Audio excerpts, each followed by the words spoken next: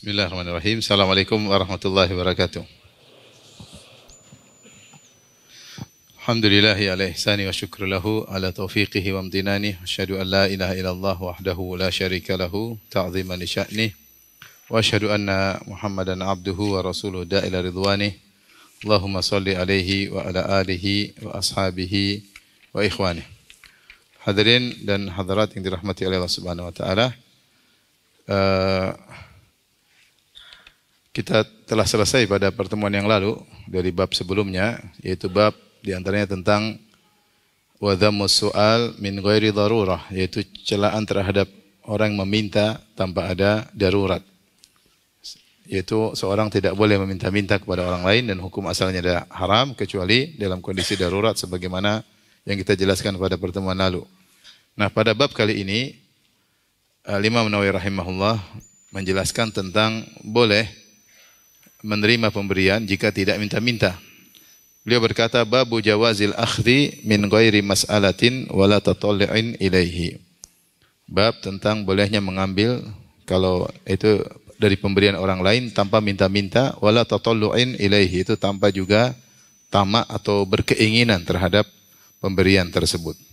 Jika seorang diberi oleh sahabatnya berupa hadiah atau berupa sedekah, ya, dan dia tidak minta-minta kepada orang tersebut, dan dia juga tidak ada dalam hatinya keinginan untuk diberi oleh orang tersebut, maka dia mengambil dan tidak mengapa. Adapun dalilnya dibawakan oleh Imam Nawawi rahimahullahu taala, beliau berkata, an Salim bin Abdullah bin Umar an abihi, yaitu Abdullah bin Umar, an Umar radhiyallahu taala anhuma, radhiyallahu taala anhu, dari Umar bin Khattab radhiyallahu anhu, beliau berkata, kana Rasulullah SAW yu'tini al-ata', adalah Rasulullah SAW memberikan aku pemberian. Itu Rasulullah SAW memberikan pemberian kepada Umar bin Khattab.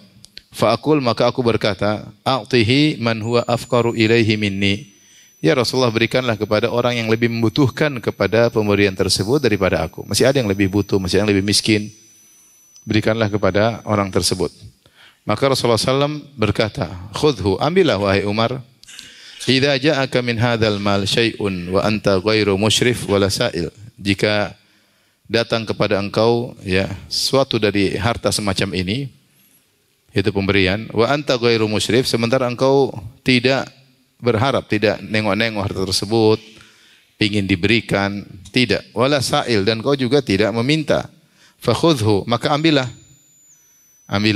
tidak mengapa. Fatamawwalhu, maka kau jadikan pemberian tersebut menjadi harta di sisimu, bisa kau gunakan terserah untuk apa. Fa in syi'ta kulhu, kalau kau ingin makanlah dari pemberian tersebut. Wa in syi'ta tasaddaq bihi, kalau kau ingin kau sedekahkan. Wa ma la fala tutbi'hu nafsak, dan apa yang tidak demikian, yaitu kau tertarik untuk diberi atau kau minta-minta, maka jangan biarkan jiwamu mengikuti harta seperti itu. Qala Salim, berkata Salim, yaitu cucunya Umar. Salim namanya Salim bin Abdullah bin Umar.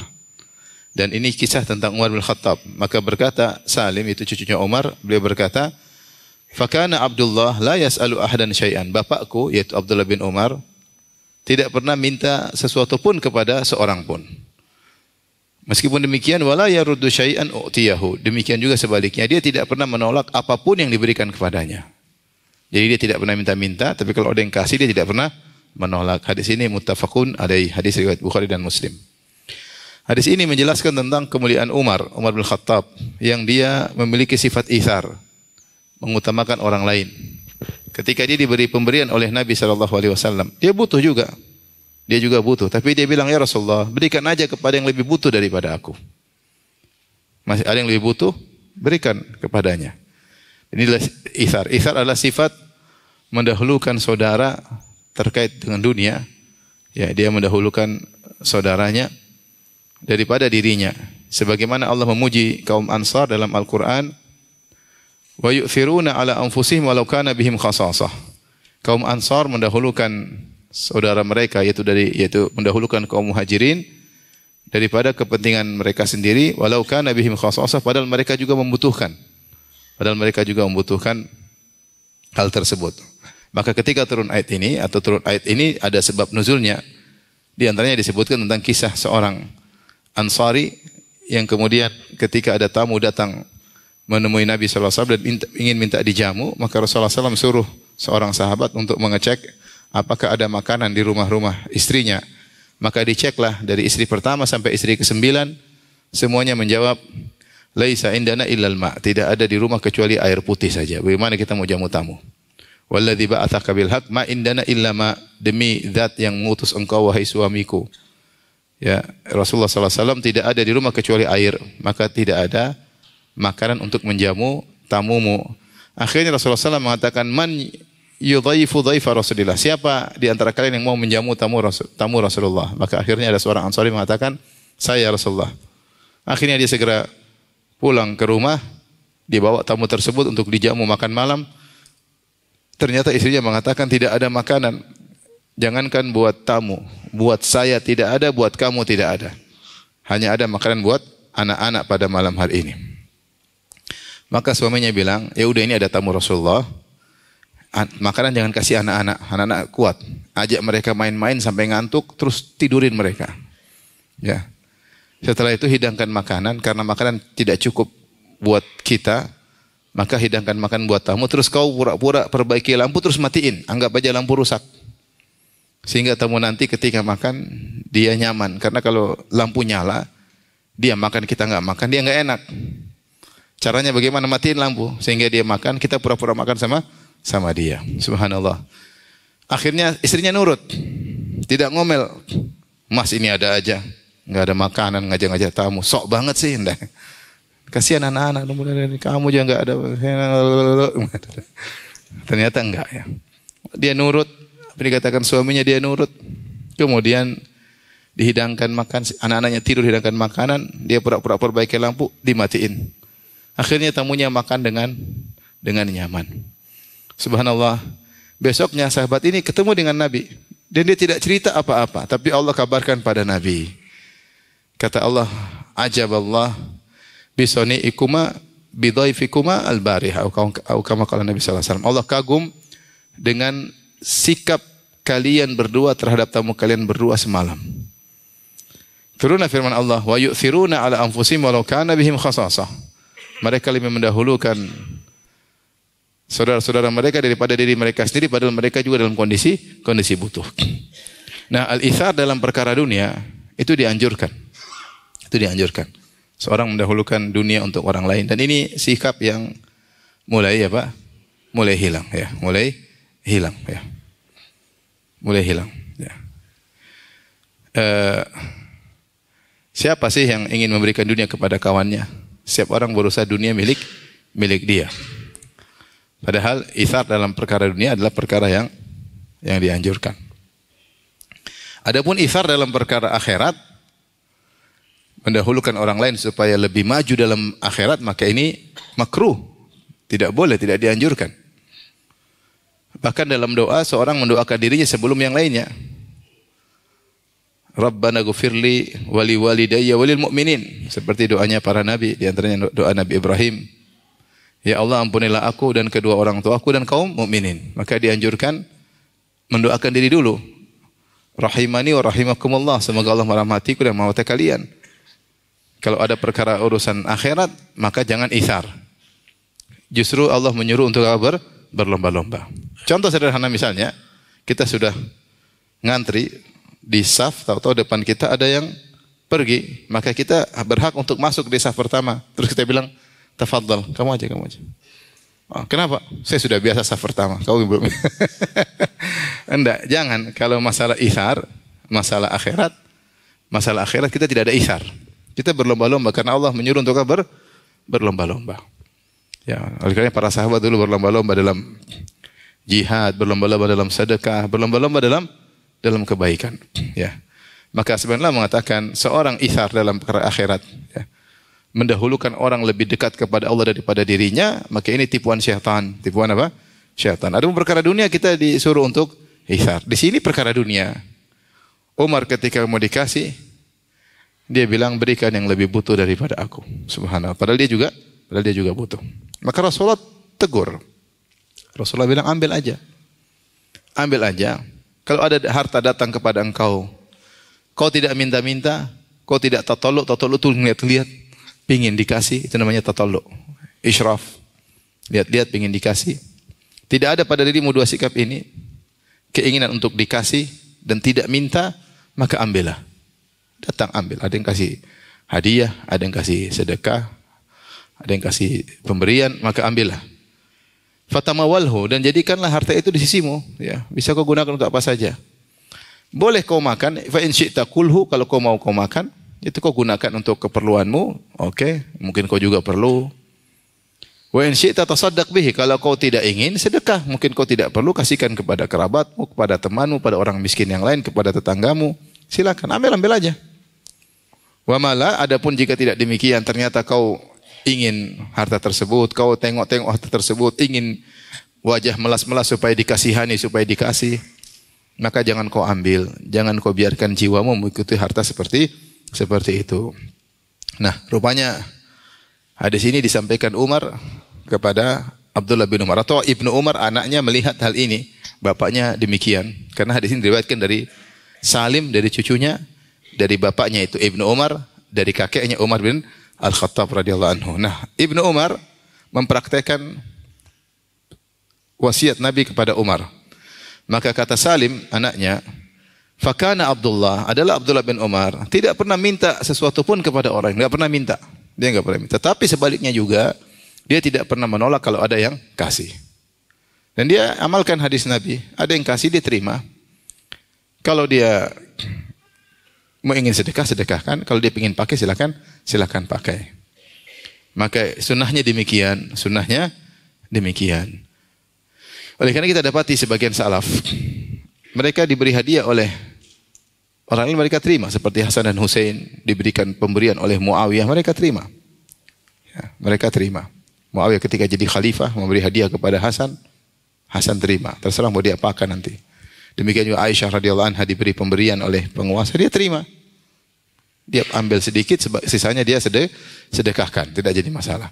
Hanya saja para ulama membahas tentang bagaimana kalau pemberian tersebut dari penguasa yang terkenal zalim, terkenal merampas harta rakyat, terkenal ya melakukan perkara-perkara yang haram. Maka ini ada khilaf di kalangan para ulama. Ya. Adapun kalau penguasa yang adil atau orang secara umum orang yang dikenal adil, yang dikenal hartanya kebanyakannya adalah halal, ya, maka terima. Tidak jadi masalah. Syekh bin Baz, saya bacakan perkataan beliau. Beliau berkata,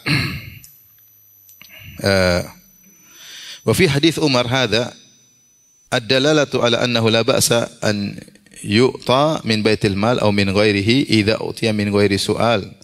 Hadis Umar bin Khattab ini dalil bahwasanya tidak mengapa seorang jika diberikan dari baitul mal, itu dari harta pemerintah, baitul mal, dikasih hadiah, ada hadiah dari penguasa, au min ghairihi, atau hadiah dari siapapun, pemberian dari siapapun, dia boleh terima idza utiya min ghairi su'al, kalau dia diberikan tanpa dia minta-minta. Wala yaruddul atiyya idza lam yakun fiha khatarun alaihi. Jangan dia tolak pemberian dengan syarat tidak membahayakan dirinya. Kadang-kadang pemberian namun membahayakan dirinya.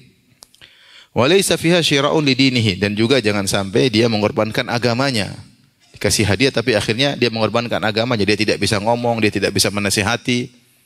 Dibeli oleh penguasa yang zalim misalnya, dikasih pemberian sudah diam. Ini namanya dia menjual agamanya dengan hadiah dari penguasa. Dan itu yang dilakukan oleh Bani Israel. Bani Israel ketika ulama-ulamanya berhadapan dengan para penguasa yang melakukan hal-hal yang buruk, maka diberi oleh mereka, oleh penguasa, akhirnya mereka pun diam, tidak bisa ngomong. Wa inna ma hiya hadiyatun min muhibbin aw mutasaddiqin muhsinin yaqbaluha. Pemberian itu bisa jadi hadiah dari orang yang mencintainya, dia kasih hadiah supaya terjalin cinta kasih, atau dari sedekah dari orang yang dermawan. Karena pemberian itu ada dua. Kalau bukan hadiah adalah sedekah. Bentuknya sama tapi tujuannya berbeda. Kalau hadiah adalah pemberian untuk mendekatkan rasa cinta. Mungkin bahkan tidak perlu dia pun kasih. Bukan orang miskin dia kasih, tapi dia ingin ada kedekatan. Ya, karena dia mencintai orang tersebut dia kasih. Kalau sedekah itu karena orang ini lagi butuh, dia kasih apa? Sedekah. Jadi kadang orang memberi karena hadiah, kadang orang memberi karena apa? Sedekah. Amma idza kana an su'alin wa an tatallu'in yatruku dzalik. Adapun kalau ternyata pemberian tersebut dia dapatkan dengan meminta atau karena hatinya pingin diberi hadiah, maka jangan dia mengambilnya. Jangan dia mengambilnya. Oleh karenanya ini adalah bab yang dibawakan oleh Imam Nawawi rahimahullah begitu rapi. Dia sebutkan bab sebelumnya jangan minta-minta ya, kecuali darurat. Yang kedua, terus kalau tidak minta-minta, kalau dikasih boleh terima enggak? Maka dia jelaskan, boleh menerima pemberian dengan syarat dua, tidak minta-minta dan tidak tertarik hati untuk diberi. Kemudian setelah itu beliau membawakan bab yang ketiga. Bab yang selanjutnya, babul hathi 'alal akli min amali yadihi wa ta'affuf bihi 'anis su'ali wa ta'arrud lil i'ta'. Bab anjuran untuk makan dari hasil kerja sendiri. Wa ta'affuf bihi 'anis su'al. Dengan kerja tersebut dia menjaga diri dari meminta-minta, dia tidak minta-minta. Wa ta'arrud lil i'ta', dan juga dia menjaga diri dari pingin diberi. Orang kalau dapat pemberian, pertama dengan cara minta-minta, yang kedua dengan cara menampakkan diri supaya dikasih. Ya, supaya terhindar dari ini dan itu, maka dia bekerja sehingga dia makan dari hasilnya sendiri. Kemudian Imam Nawawi rahimahullah seperti kebiasaannya membawakan ayat dan hadis-hadis Nabi sallallahu alaihi wasallam. Adapun ayat, qala Allah Ta'ala, Allah berfirman, "Fa idza qudiyatis salatu fantashiru fil ardi wabtaghu min fadlillah." Jika telah selesai salat Jumat, maka bertebarlah kalian di atas muka bumi. Wabtaghu min fadlillah, dan carilah karunia Allah. Ya, ayat ini tentu ada pendapat yang dimaksud dengan setelah salat asar mencari karunia Allah, masih ada yang mengatakan menyambung silaturahmi, mencari pahala. Ada yang menafsirkan fadlullah dengan pahala-pahala. Ada yang mengatakan ayat ini umum, yaitu cari rizki, sebagaimana dipahami oleh Imam Nawawi. Bahwasanya ayat ini mencakup kalau sudah salat Jumat, bertebarlah, carilah rizki dari Allah Subhanahu wa taala. Ini sebagaimana firman Allah Subhanahu wa taala, "Huwallazi ja'ala lakumul arda dzalula famshu fi manakibiha wa kulu mir rizqihi." Dialah Allah yang telah menundukkan bumi bagi kalian, jadikan bumi mudah untuk dipijaki, untuk dilalui. Kata Allah, "Famshu fi manakibiha." Berjalanlah menuju manakibnya. Manakib itu a'ali al-ard, yaitu sampai kalau kau harus cari rezeki ke tempat-tempat yang tinggi, harus mendaki gunung, maka lakukanlah. Ya, kalau memang rezekinya ada di puncak gunung, tempuhlah gunung tersebut. Ya. Fakulu wa kulu min rizqi, dan makanlah rezeki Allah Subhanahu wa taala.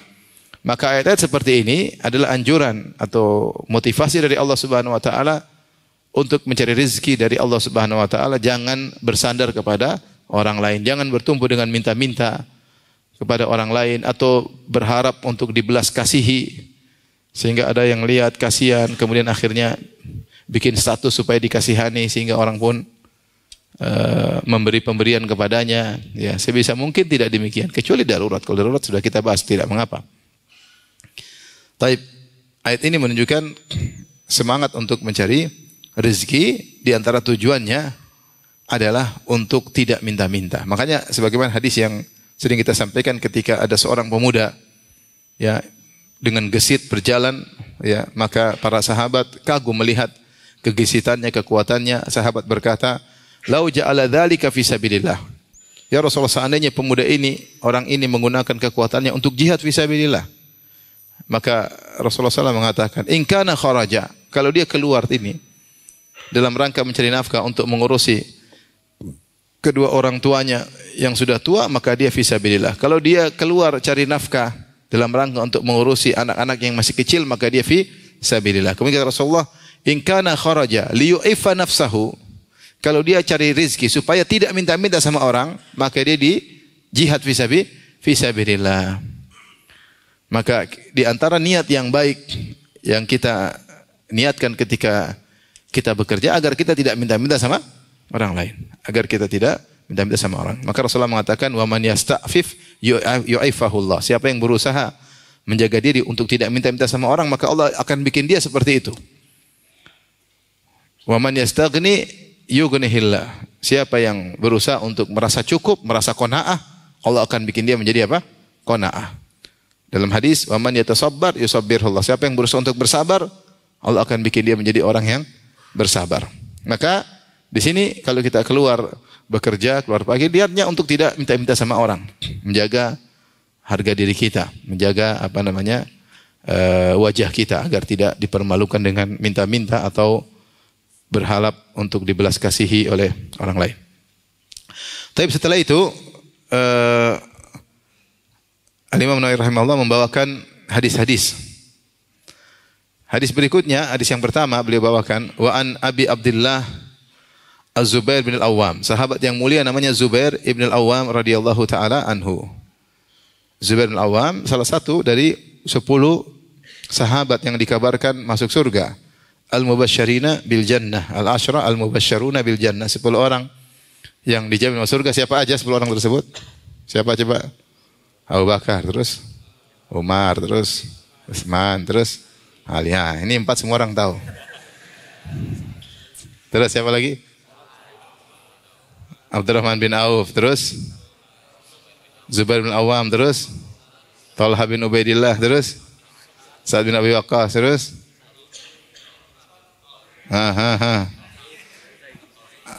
Talha sudah tadi. Sa'id bin Zaid. Tinggal satu. Abu Ubaidah ibn al-Jarrah. Salah satunya adalah Zubair ibn al-Awwam. Zubair bin al-Awwam menikah dengan putrinya Abu Bakar. Namanya Asma bintu Abi Bakar. Punya anak namanya Abdullah bin Zubair. Punya anak juga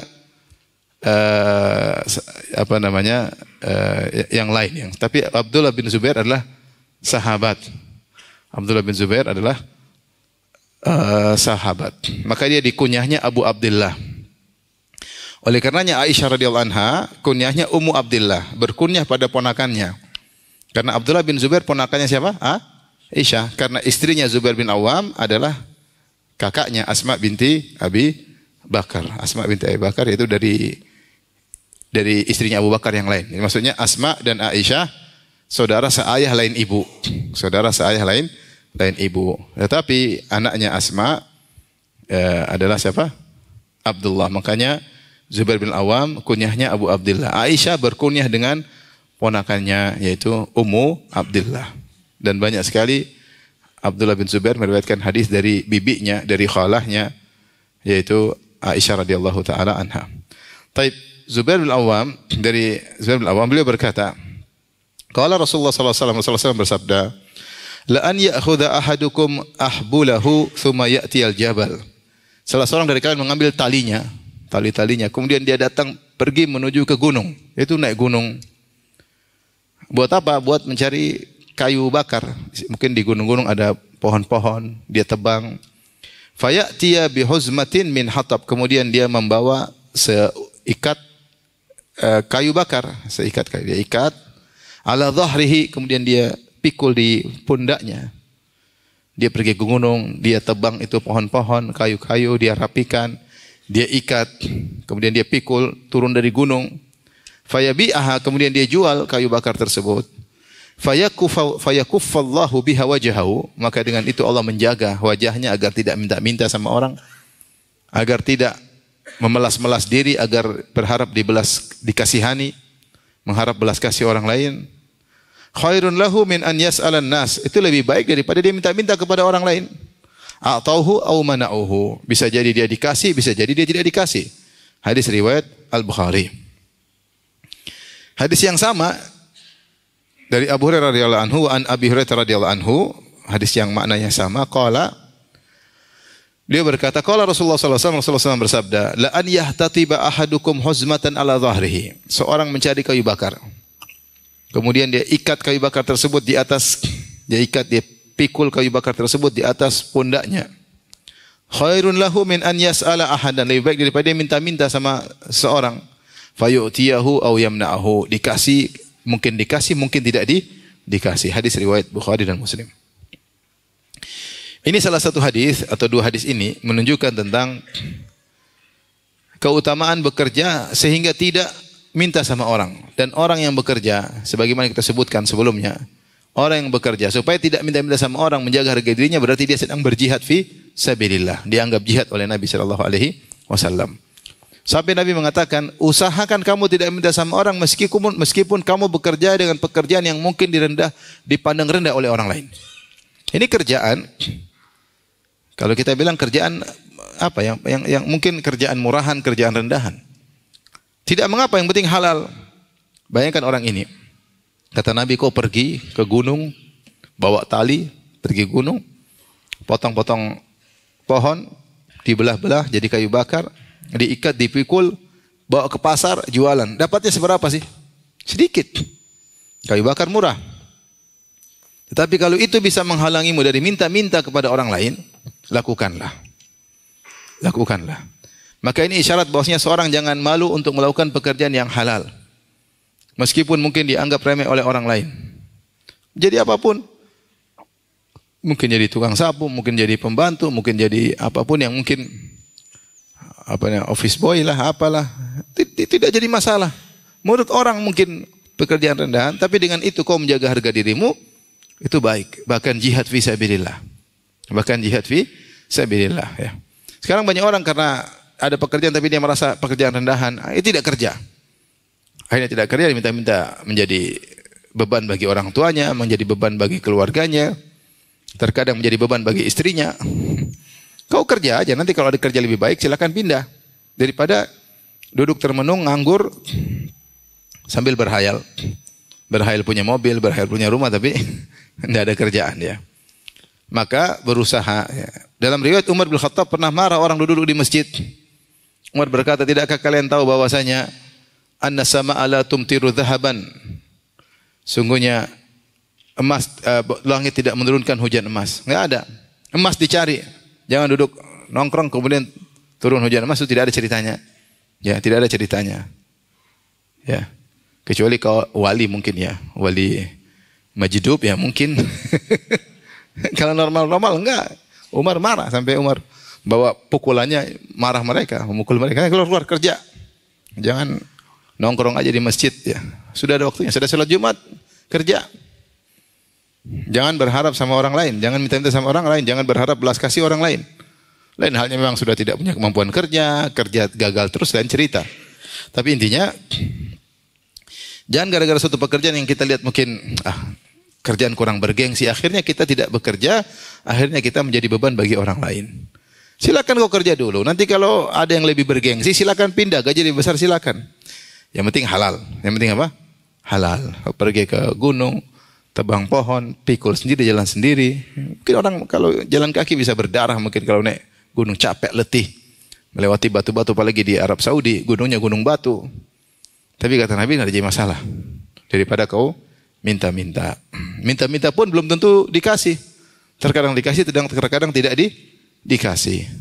Maka daripada kita spekulasi, minta-minta, mungkin dikasih, mungkin tidak dikasih. Kalau dikasih pun kita terhina, mending kita kerja, yang penting dapat penghasilan sehingga kita tidak minta-minta sama orang lain. Sambil berdoa kepada Allah agar lapangkan rezeki yang lebih banyak.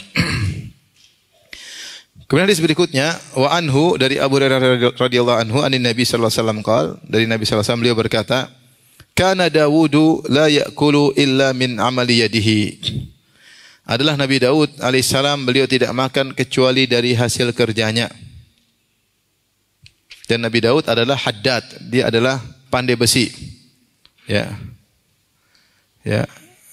Wa 'allamahu san'ata labusin lakum lituhsinakum min ba'sikum. Dan dia di antara pekerjaannya dia wa alana lahul hadid, Allah menjadikan Daud alaihissalam memiliki kemampuan untuk membuat besi menjadi lembek. Ya, jadi Daud kalau pegang besi, besinya jadi lunak sehingga dia bisa bentuk. Kalau kita kan besi supaya lunak harus dipanasin dulu. Dipanasin dulu, kemudian setelah mencair diberikan cetakannya, baru dituang di cetakan tersebut. Nabi Daud alaihissalam tidak. Wa alana lahul hadid. Di antara mukjizat Nabi Daud disebut para ulama, dia kalau sentuh besi atau logam langsung jadi apa? Lunak, bisa dia bentuk. Nah, dia kerja di antaranya dia buat pakaian perang. Ya. Dia bikin pakaian perang, dia jualan. Padahal dia adalah raja. Tetapi dia tetap berusaha. Dia nabi sekaligus raja. Jadi nabi yang sekaligus raja adalah Nabi Daud alaihissalam. Paham? Kemudian nabi kedua yang sekaligus raja adalah Nabi Sulaiman alaihissalam. Setelah itu enggak ada lagi. Setelah itu enggak ada lagi. Nah, Nabi Daud alaihissalam meskipun dia raja, dia tidak ingin makan dari uang kerajaan. Ini dia Nabi memuji dia. Padahal boleh, namanya orang bekerja di suatu kerajaan, apalagi dia rajanya. Boleh enggak dia makan dari uang kerajaan? Ya sangat boleh lah, dia rajanya. Tapi Nabi Daud alaihissalam dia tidak mau. Dia mau makan dari hasil apa? Kerjanya. Dan ini menakjubkan. Maksudnya Nabi Daud alaihissalam. Makanya kita lihat pikir Nabi Daud ini luar biasa. Sudah raja, tapi sholat malam tidak pernah ditinggal. Sudah raja, tapi puasanya puasa Daud. Coba kalau kita ngiji raja, mana mau puasa Daud? Ya, puasa sendiri. Setahun sekali ya, subhanallah. Kata Rasulullah SAW, afdhalus siyam siyamu Daud. Sebaik-baik puasa Nabi Daud. Karena yasumu shawman yuftiru yawman. Puasa sehari, berbuka sehari. Wa afdhalus salat salatu Daud. Dan sebaik-baik salat malam adalah salatnya Nabi Daud.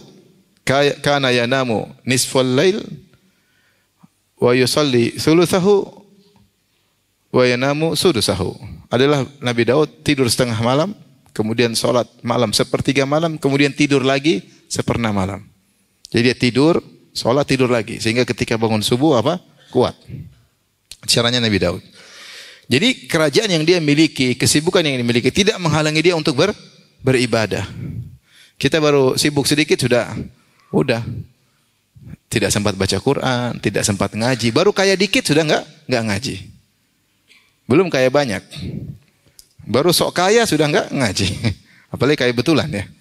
Apalagi orang baru kaya, OBK ya, orang baru kaya, udik ya. Sehingga pingin jalan-jalan, pingin ke sini sudah enggak ngaji. Gimana lagi kalau seperti Nabi Daud raja. Dan di antara keutamaan Nabi Daud, meskipun dia raja, dia tidak makan dari hasil kerajaan, tapi dia kerja sendiri. Dan dia adalah haddad, dan dia adalah orang yang pandai besi. Taib, demikian juga wa anhu dari Abu Hurairah radhiyallahu anhu, Rasulullah berkata, anna Rasulullah sallallahu alaihi wasallam Rasulullah sallallahu bersabda, kana Zakaria najjaran. Adalah Nabi Zakaria adalah najjar. Najjar tukang kayu. Tukang kayu, rawahu Muslim. Dia pun bekerja dari hasil kerjanya sendiri. Ya. Beliau bekerja, makan dari hasil kerjanya sendiri. Ada yang mengatakan demikian juga Nabi Nuh. Nabi Nuh adalah tukang kayu yang pertama. Makanya dia bisa buat kapal karena kerjaannya adalah tukang kayu. Maka ketika Allah suruh dia bikin kapal, dia bisa bikin kapal. Ya. Ya. Alwahin, dzati alwahin wa dusur. Wa hamalnahu ala dzati alwahin wa dusur. Kapal yang sederhana. Kata Allah, kami angkut Nuh di atas kapal dzati alwahin yang memiliki lempengan-lempengan kayu wa dusur dan yang dipaku-paku. Jadi kapal sederhana. Ya, kapal dari kapal kayu. Ya, kapal yang dibuat oleh Nabi Nuh alaihissalam yang menunjukkan dia adalah tukang kayu. Intinya Imam Nawawi ingin mengatakan bahwasanya para anbiya, para nabi, mereka dahulu berusaha makan dari hasil kerjanya sendiri. Ya. Nabi Musa alaihissalam juga kerja dari hasil kerjanya sendiri.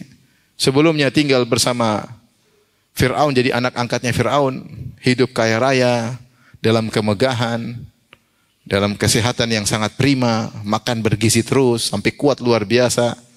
Kemudian dia melakukan kesalahan, dia bunuh seorang dari pengikut Fir'aun, akhirnya dia jadi buronan. Maka dia pun pergi, miskin mendadak.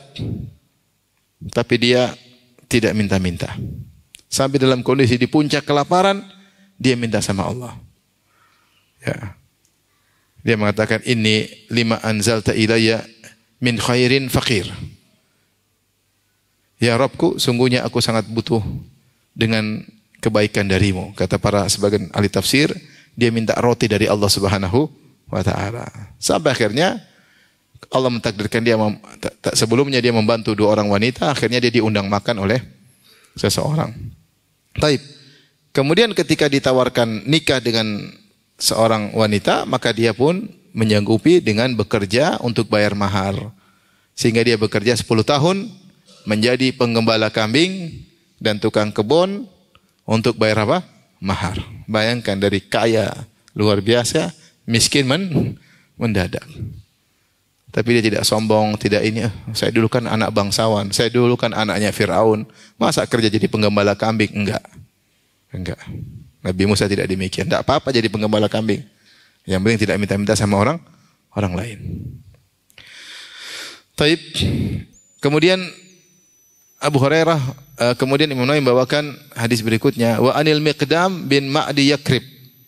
Dari Miqdam bin Ma'di Yakrib radhiyallahu anhu anin Nabi sallallahu alaihi wasallam, Nabi sallallahu alaihi wasallam beliau berkata, "Ma akala ahadun ta'aman qad khairan min an ya'kula min amali yadihi." Tidaklah seorang memakan makanan apapun yang lebih baik daripada makan hasil kerjanya sendiri. Ya. Wa inna nabiyallah Daud, dan sungguhnya Nabi Allah yaitu Daud alaihissalam, kana ya'kulu min amali yadihi. Dia makan dari hasil kerjanya sendiri. Rawahul Bukhari, hadis riwayat Al-Bukhari. Maka seorang bisa sebisa mungkin untuk tidak minta-minta kepada orang lain. Kalau dia bisa bekerja sendiri, hasilnya sendiri, maka itu adalah yang terbaik, dan itu adalah makanan yang terbaik daripada yang lainnya. Makanya dilakukan oleh Nabi Daud alaihissalam. Meskipun dia raja sekaligus nabi, ya. Dan dia kalau mau makan dari hasil kerajaannya mudah. Kalau dia mengharapkan pemberian dari murid-muridnya mudah, tapi dia tidak melakukannya. Dia tetap kerja sebagai pandai besi dan dia makan dari hasil kerjanya tersebut. Baik. Kita lanjutkan.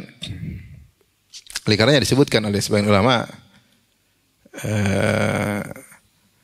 kalau di Arab Saudi, ya, para ulama mereka diberi gaji dari penguasa, ya. Apakah mereka sebagai dai merdeka, artinya dari masjid ke masjid, atau mereka mengajar di universitas, ya. Mereka begitu. Bahkan sebagian ulama menyebut tentang kisah Muhammad Al-Amin Shinqiti, penulis Adwa'ul Bayan, yaitu gurunya Syekh Al-Abbad hafizahullah taala. Beliau dapat gaji dari UIM, Universitas Islam Madinah, ya.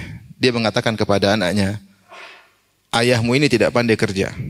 Seandainya saya pandai kerja, saya akan kerja dan saya tidak terima gaji dari universitas, tapi saya tidak pandai kerja. Sehingga dia tetap terima, kalau ada kelebihan dia bagikan kepada, dia hanya mengambil untuk kecukupannya, sisanya dia bagikan kepada kerabatnya, kepada keluarganya. Adapun ulama yang dikenal tidak dapat gaji kerja sendiri, Syekh Albani rahimahullah. Syekh Albani rahimahullah, beliau punya toko untuk perbaiki apa? Jam. Sehingga di tokonya penuh dengan buku. Tapi dia bekerja secukupnya. Sisanya dia gunakan untuk apa? Menulis, meneliti hadis-hadis, ya. Kemudian datang orang belakangan, ada yang mencela Syekh Albani, apa tukang jam? Subhanallah. Kau tukang ngibul. Syekh Albani rahimahullah kerja, ya, mulia, ya, subhanallah. Kemudian apa yang dia lakukan sesuai dengan sunnah Nabi dijadikan bahan cercaan oleh sebagian orang, ya. Tentu yang bisa menggabungkan keduanya adalah yang terbaik, ya. Sebagaimana para nabi dan juga sebagian ulama. Yang tidak bisa, ya dia lakukan yang terbaik yang bisa dilakukan untuk umat. Tapi kita lanjutkan. Berapa menit lagi? 2 menit, ya. Aduh, baru panjang. Sampai sini saja mungkin yang saya sampaikan. Demikian. Subhanakallah bihamdik asyhadu an la ilaha illa anta astaghfiruka wa atubu ilaik. Assalamualaikum warahmatullahi wabarakatuh.